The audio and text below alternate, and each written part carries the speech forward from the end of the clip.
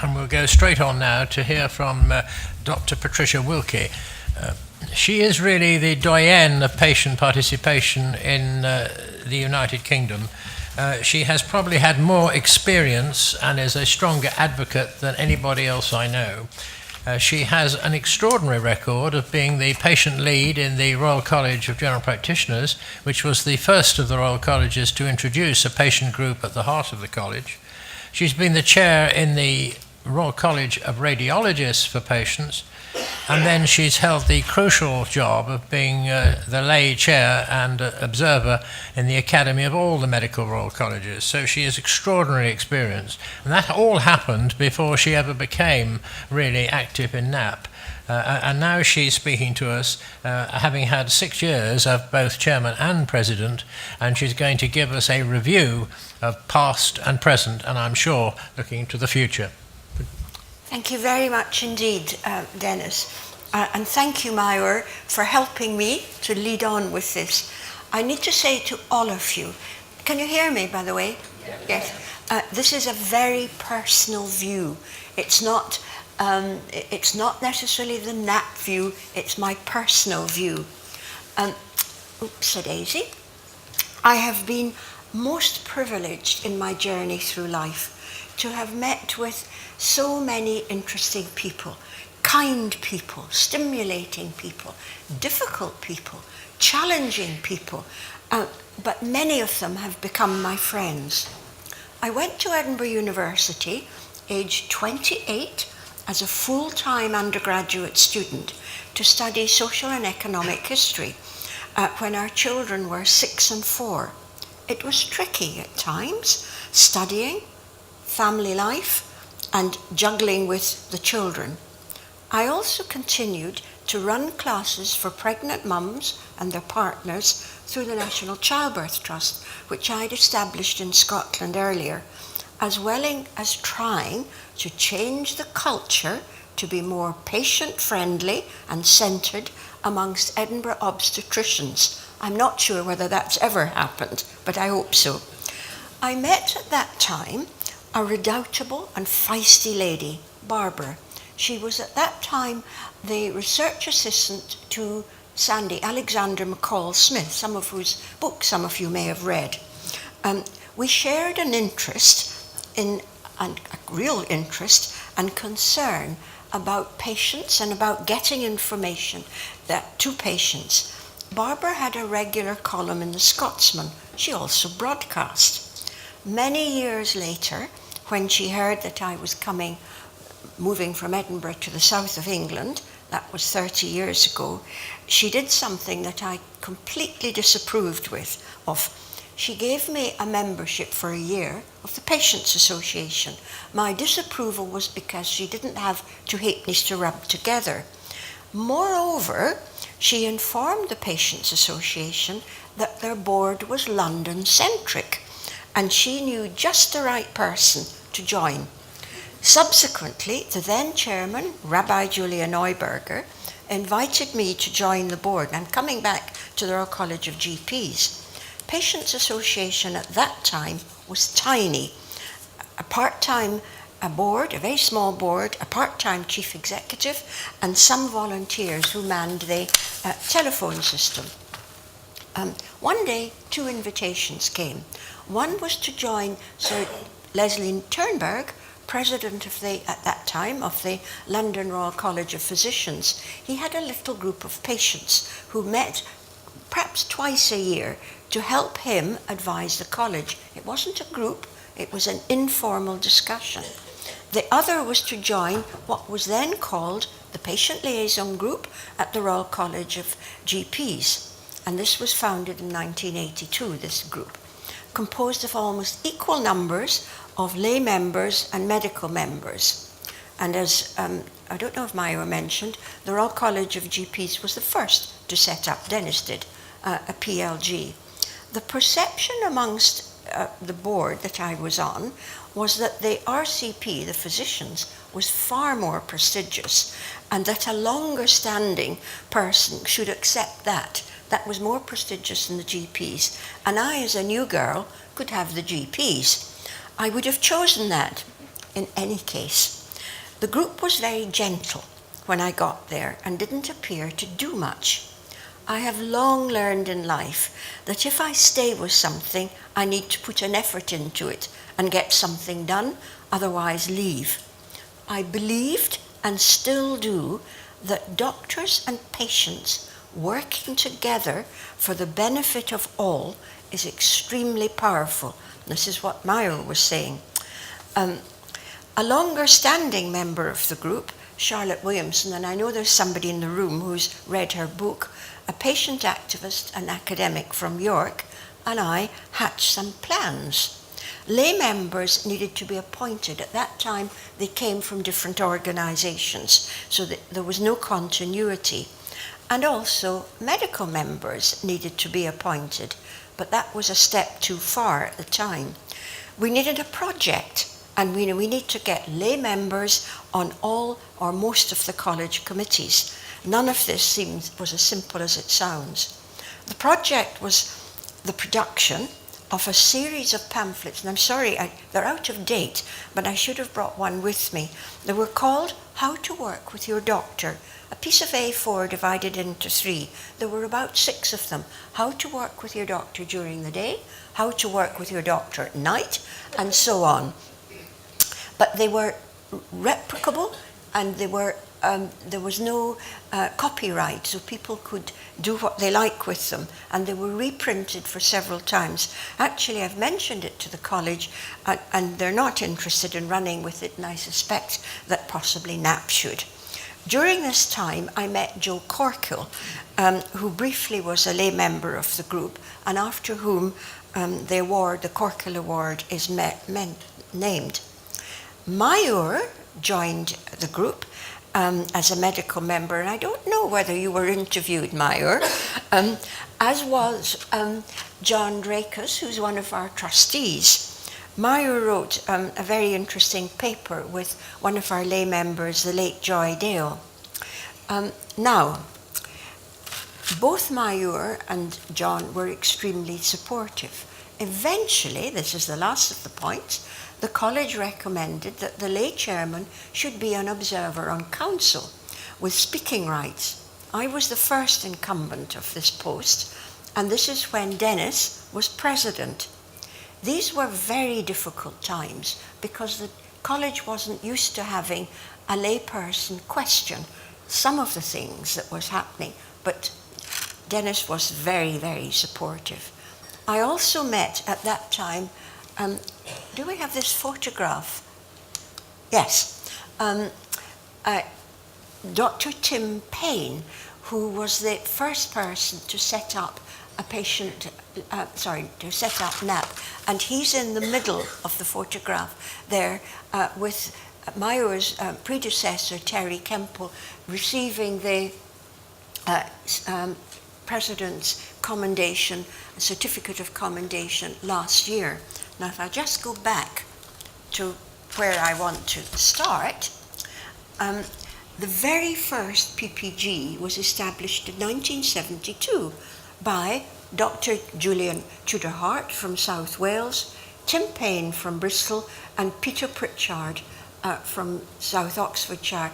Now, these GPs were all working independently. They didn't know each other, and they didn't know what each other were doing. And then we have the formation of N.A.P., and here they are. The gentleman on the right is Peter Pritchard, and he has written the most fascinating memoir, and there's a little folder about it outside on the N.A.P. desk. Julian Tudor-Hart may be familiar to some of you because of his seminal paper on the inverse care law. Now, N.A.P. is here, 40 years on. PPGs are still here, a bit longer than that. And what do you think happened? This is this is English-centric, and I apologize. 1974, CHCs were established. 1991 comes out the patient charter recommending that there be patient involvement. And then what happened to CHCs? They went in 2003. And then comes these other groups, patient and public involvement forums. They went a few years later, and links came. And then they went, and Health Watch came. And Health Watch has changed its face too. But in 2015, the GP contract states that all GP practices must have a PPG. However, it doesn't state anything about the quality of the PPG. And I'll come back to that. This is taken directly from the inaugural meeting of N.A.P.P. in 1978. And this is what it was. I think perhaps the most revealing thing is that the cost was $125 including lunch. Prices have changed. It was made open to everybody, lots of people, patient groups, CHCs, doctors, all sorts of people. And it was to be a link between existing patient groups, and that's what N.A.P.P. is. A soundboard and a source of useful information. The promotion of principles and benefits of patient participation, winning official support, we're still at it, ladies and gentlemen, and publicity in a constitution. Now, this is N.A.P.P's aims now, to improve the quality of care and services, working with GPs, practice managers, and other staff. I think that's really one of the most important things, to support and encourage the existence of PPGs in every practice. And I would like to add quality PPGs, really good, effective PPGs. There is nothing that says that PPGs have to join N.A.P.P. Please, I think there should be. Each group should be based on mutual trust and the interest of the practice and the primary care team. Now, this is an interesting point because we eventually, as patients, have to learn to trust a doctor. But trust needs to be earned. Now, I'm going to turn it the other way around. Doctors and the staff in the practice need to learn to trust us. We're not just Mrs. Clapham Omnibus with a sore finger who's always moaning about her sore hip as well and the problem with transport, etc. She's somebody who's got contacts, skills, enthusiasm. That is a resource. So there we are. This is the trust and getting to know. The promotion of the role of PPGs as participants in decision making. And it's not just decision making and my own care, it's decision making within the practice and in the wider community. Maya mentioned the problems of impersonality. I'm using that word. I don't think it was precisely what you used, Maya, but it's the same meaning. Do you really think that having touchscreen when you go into a practice increases personal care? It's kind of impersonal. We live in an impersonal world. We do our banking online, we do this online, we self-check at the supermarket. Let's have some human contact. It is so important. So we need to work on sharing our sole interests. Now, we have more aims in 2018 to support all our members and to work with professional bodies, in particular the Royal College of GPs, the Practice Managers Network, to work with the NHS, regionally and nationally, to work with the regulators. The GMC is here, CQC, Professional Standards Authority, who are also here, to influence policymakers. We try. And may I say, this is my personal view, there's none who's so deaf as those who will not hear. The patient perspective is of prime importance. One cannot ignore it. And to publicise the importance of this throughout. I just wanted to put that in because I think we all forget in the world that I'm certainly working in, and this is adapted from Charlotte's book, Towards Emancipation of Patients. It's my illness, my body, my mind, my life. I know how I feel about it. So I'm not suggesting that experts and professionals don't, but I know. And if one doesn't have, what we're about to come to, some continuity of care, then this becomes lost. We've heard about the changing pattern of illness. There was a classic paper in The Lancet a few years ago showing that it's not just 1, 2, or 3, or 4, it's 5, 6, 7, and 8, and more different illnesses that people are coming to see GPs with. And it's often older people. I think the body is a bit like a car, that you can look after it and you can polish it and all the rest of it, and eventually the rubber and the windscreen wipers goes, and then eventually something in the engine goes. However well we look after ourselves, something gives, and bigger things give. We have changes in demography, and I do have slides which I'm going to skip over, but you may want to take them with you because I think they may be helpful.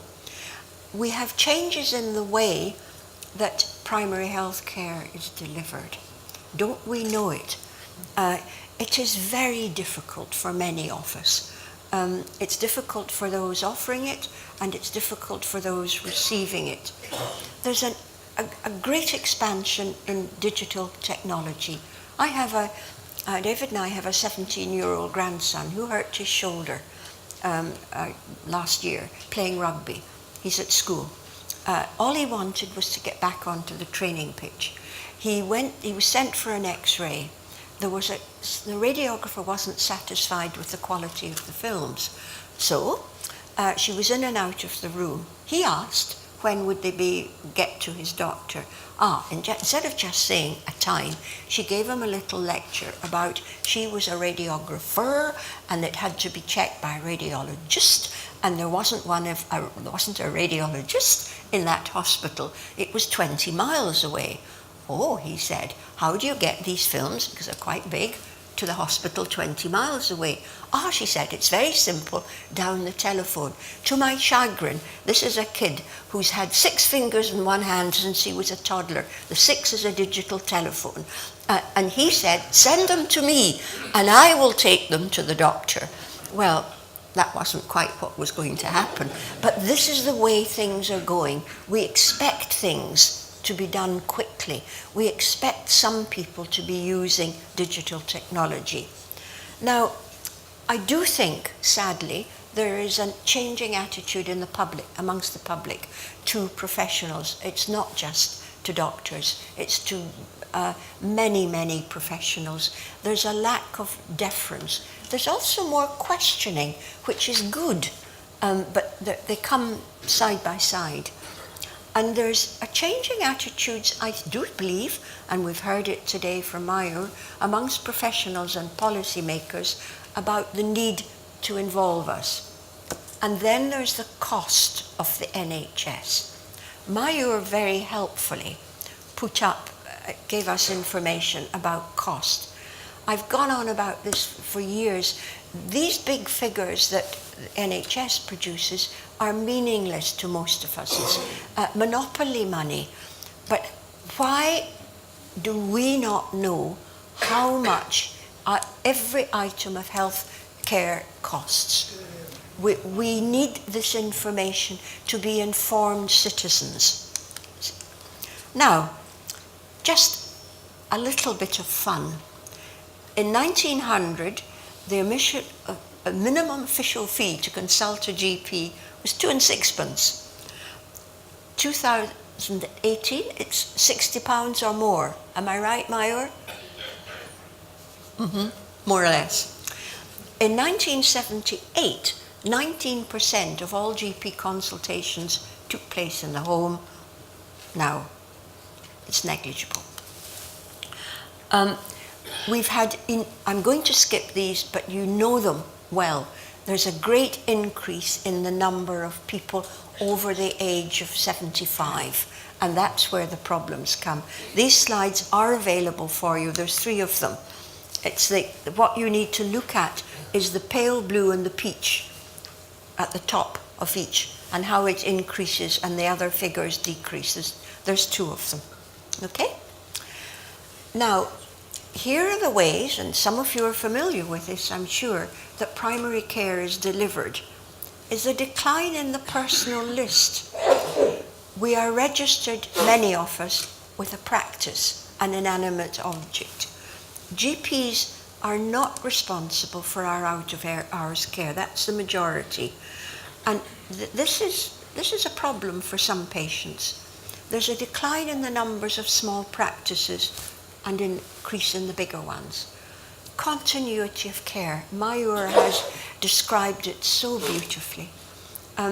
Continuity of care is important to not just golden oldies like me.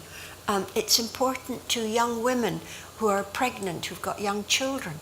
It's important to people with a chronic illness. It is so important, and it brings benefits, not just to the doctors, but it also brings benefits to the patients. It is superb. I don't know why people haven't realized it, our policymakers, and paid for it. It is just so important. There's a problem of access. Not only getting appointments, but getting appointments with the correct person. Triage.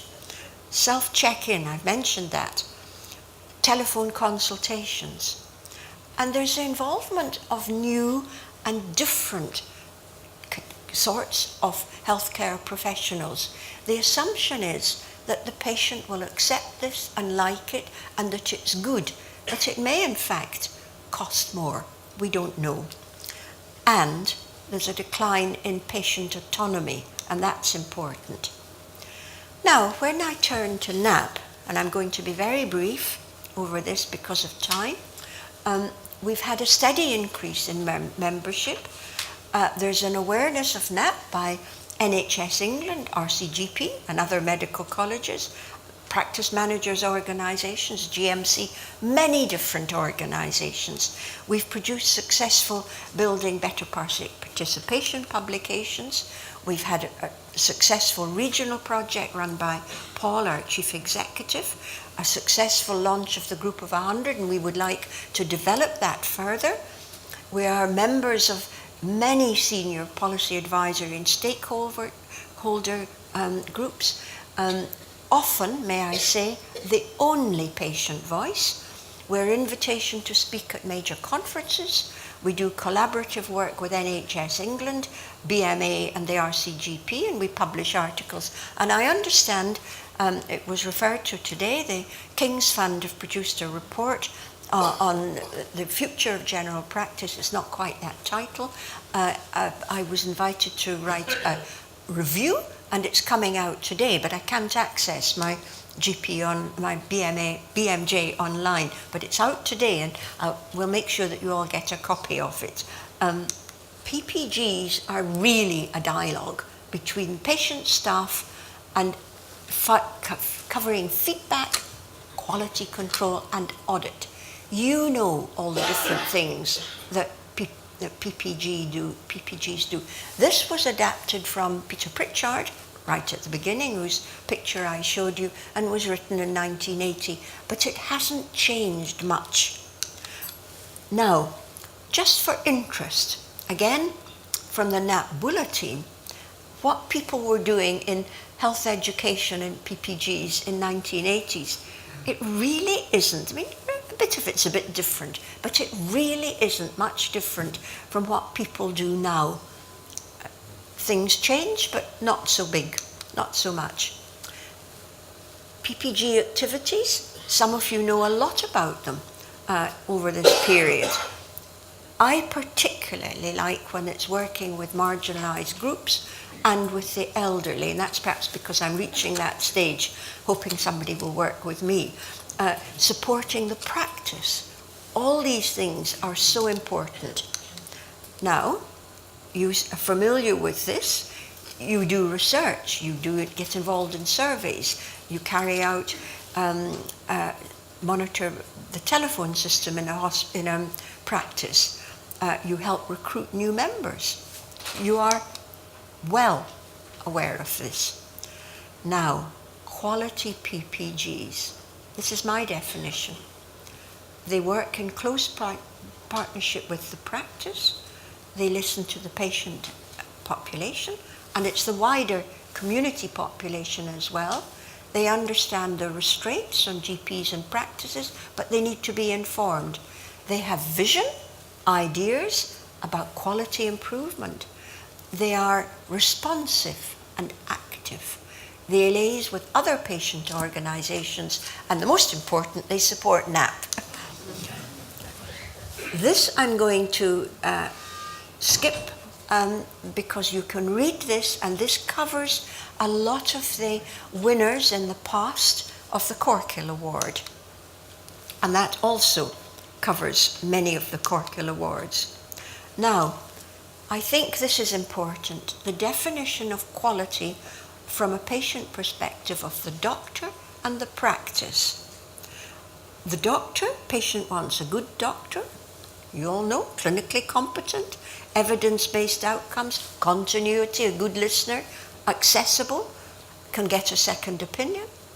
And from the practice, the patient perspective, they would want access, speed and simplicity, quick service for urgent problems. It's all very obvious. Choice of practitioner, responsive practice, use of technology where appropriate, have a PPG, easy access to notes, still not so easy, and involves PPG in decisions. Now, here are the challenges, and I'm almost finished, Mr. Chairman. We have a shortage of GPs. We have a cost of a health service. Mayor has referred to some of the costs, and I have said that the public, we the patients, need to know a lot more about costing in order to be responsive and responsible citizens. Most of us have no idea how much our prescription costs, whether we pay for it or whether we get it for free.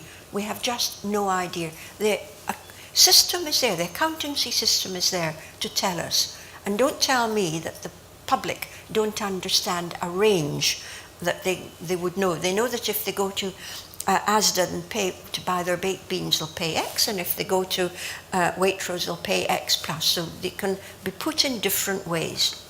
There is less continuity. Undoubtedly, there is less continuity, and that increases dissatisfaction amongst many groups. There are problems with access, and sadly, I know that GPs are very popular, but there is a decline in patient satisfaction. And the danger is that if patients are not satisfied, they will go off to A&E, and that's certainly not the best solution. Medicine is a victim of its own success. Lots of things that can help us. But we have to redefine as a society what is possible. And this can only be done in partnership, real partnership, between patients and doctors and between patients and the practice. And patients and their practices working in an atmosphere of mutual trust can help this, can help with the challenges. And when organisations such as N.A.P.P have survived and grown over the last 40 years, they are worth nurturing and investing in. Nobody invests in us. I have these slides for N.A.P.P. The one that I would really like to pick out is that we need to develop in all the UK areas, the regions, perhaps with the RCGP faculties, representatives of N.A.P.P all around the country.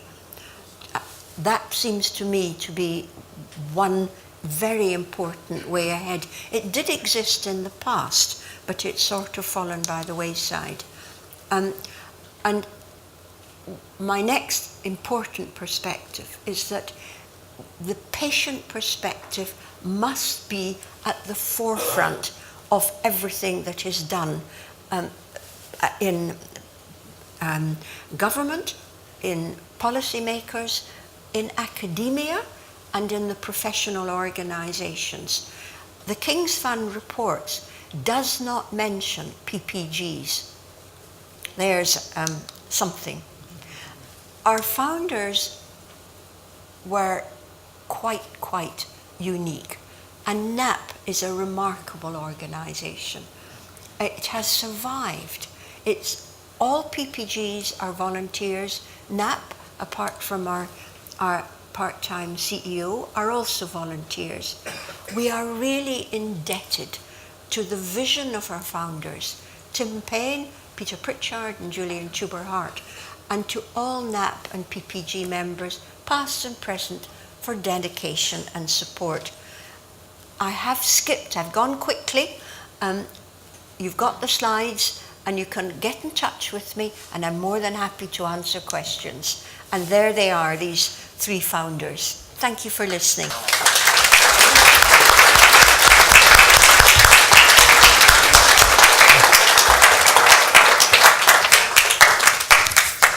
Thank you very much indeed, Patricia. You packed a great deal in. 40 years of history, a tribute to the founders, some really big challenges facing the NHS and patient groups, and some thoughts for the future. So thank you very much indeed. We now have time, as you see, for questions. Those who wish to ask questions, could you please put your hand up, and either speaker is available. So, please. Mary Louisa Hartley from the Victoria Medical Centre in Pimlico in London, just by Victoria Station. I was wondering how much the Royal College could do about encouraging the doctors who are members to be a little bit more enlightened in their attitudes.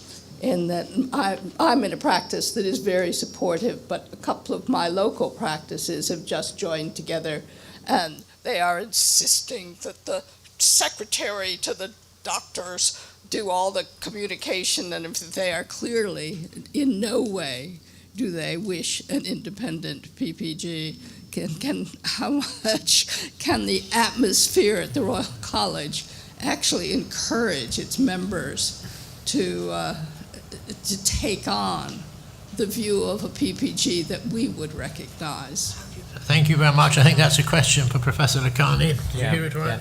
Yeah. I missed the first. The question, as I heard it, was how much can the Royal College do to facilitate patient groups? Yeah. Well, I can say that's a great. Yeah. So that's a great question, and the things we do relate to our curriculum, education and training. So certainly this is a key part of the training of a GP and their assessment before they pass out as a GP. So around how patient-centered are you? How will you work with patients, not just within the consultation, but also within the practice? And communication skills and detailed exploration and teaching of communication skills.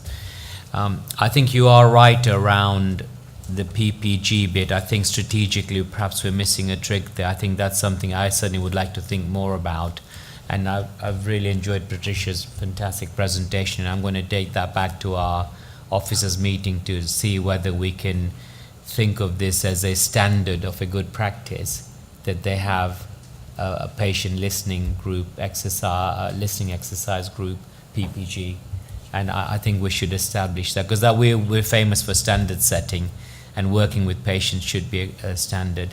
I do recognize what you're saying, because I have come across that, and when I've explored that with some practices who seem initially resistant, I've personally visited those practices to try and overcome their resistance.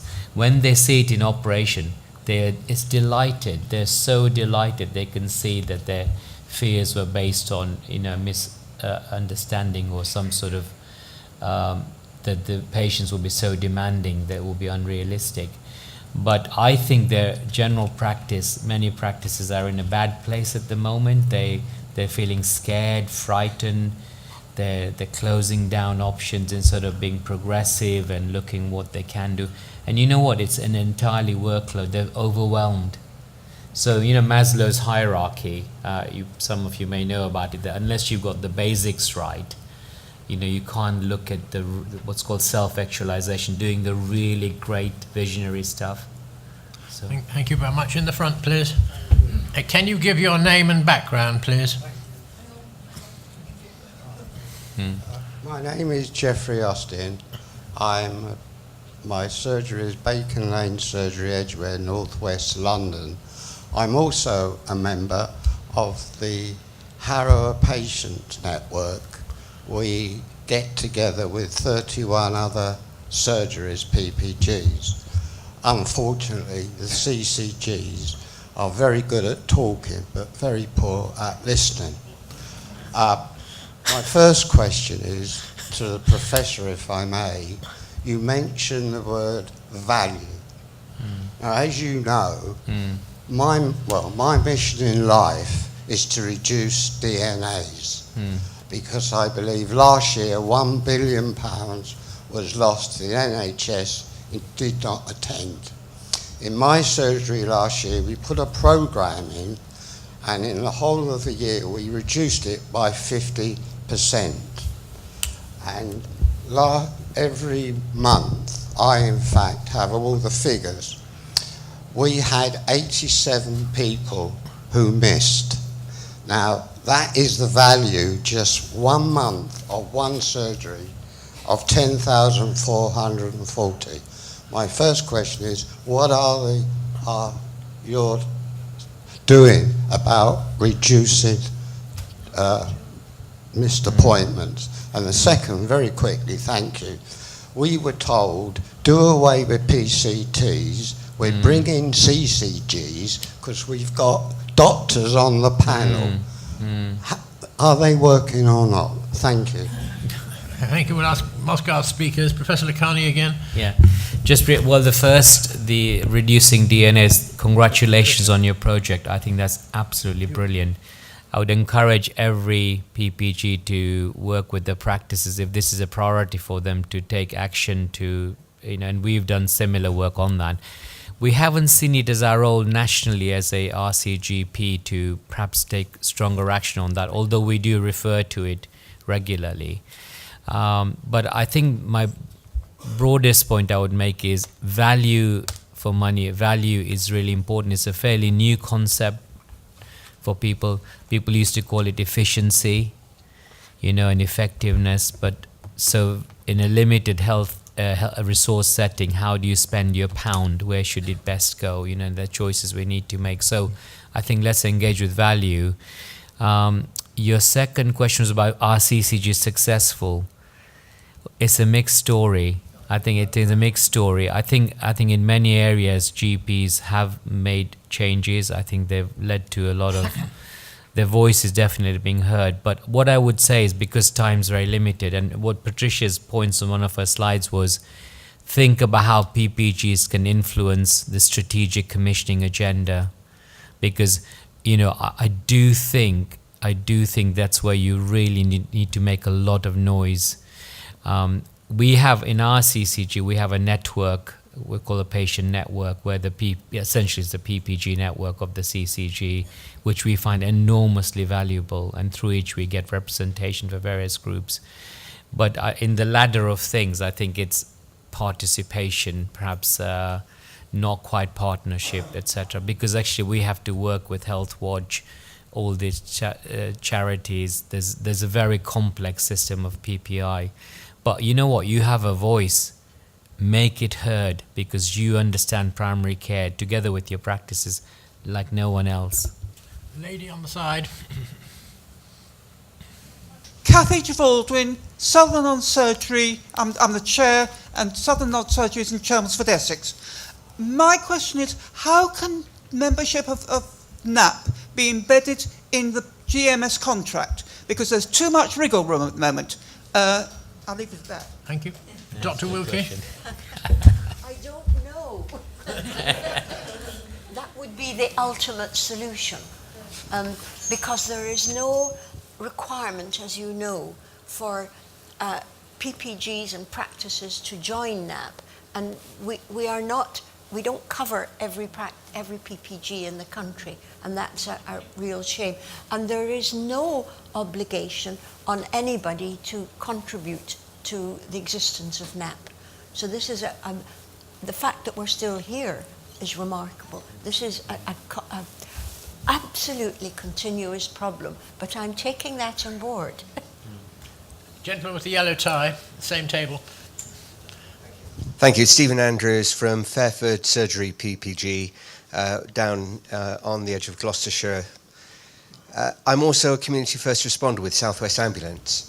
And so amongst your figures, Professor, it might also be useful to include the cost of the ambulance turning out that takes the patient to the ED as part of that. Yeah. But my question is actually really around that interface between the paramedics who turn up for urgent care and then the doctors. They have a choice to make of, is this sufficiently urgent that someone should go to A&E, or can they safely leave them in the care of their doctor? And quite often, the problem is contacting the doctor in a timely manner to hand over the patient to the doctor, so that then they can be assured that they've left the patient safely. And I just wonder if you could comment upon that as a particular problem. Carney? Yeah. So the cost, I should have included the ambulance cost. As I understand it, the cost of a fully kitted out two-man ambulance is about £500 per call out, the full works. And in terms of what do we do with alternatives to admission, I agree with you fully. I think we had a scheme locally where the paramedic could phone us and we would say, yes, we'll take care of that. But because of the extraordinary work pressures that GPs are under, they can't provide a timely response. So, but as I explained in my design of the future healthcare system, comprehensiveness is very important, because I think if that patient is taken to hospital, then more likely than not they'll be admitted. So I think we need a stronger response in that, definitely. Thank you. Lady at the back, and this will have to be, I'm afraid, the final question. Thank you. Sylvia Pledger from Albrighton, which is on the border of Shropshire and West Midlands. One simple question. Is there anything the Royal College can do to stop the practice that seems to be creeping across the country of doctors saying one problem, one appointment? You can't discuss more than one thing. Thank you. Professor Licani? Well, I can say I don't like that myself. We don't have that system in our practice. In fact, I referred it to in my roadmap document that Dennis mentioned about the federations in 2007, that actually that's a sign of the extreme pressure people are under, because for all the reasons you will know, the problems may be connected. How do you decide which is the most important? And to be honest, that's the most telling example of an overheated healthcare system that's got too few doctors, not enough time. You need time to build a relationship. Barbara Starfield said you need a 2-year window of opportunity to meet with patients and to see them 4 to 5 times before you can say you have a relationship with them. You need time. Time's needed for trust and for continuity. So I certainly am not in favor of that notice. I can see why practices are doing it, because they're totally overwhelmed. They want to meet more people's needs by doing some sort of service. But I think we certainly look at that in terms of our Future of Primary Care report. We're doing a Future of Primary Care project at the moment about designing the ideal general practice and the system, and I'll take that into that one, definitely. Thank you. Can I also say here, Sir Dennis, that this is something that N.A.P.P. can raise as well. I have no doubt at all, because it's not necessarily good practice in inverted commas. Thank you very much. Well, that's been a very interesting question. We now move on to refreshments. Can I just point out on your timetable that they then go straight into the workshops, and the letters for the workshops are shown prominently, for example, on the back of this door. So then they start again at 12. Thank you all very much.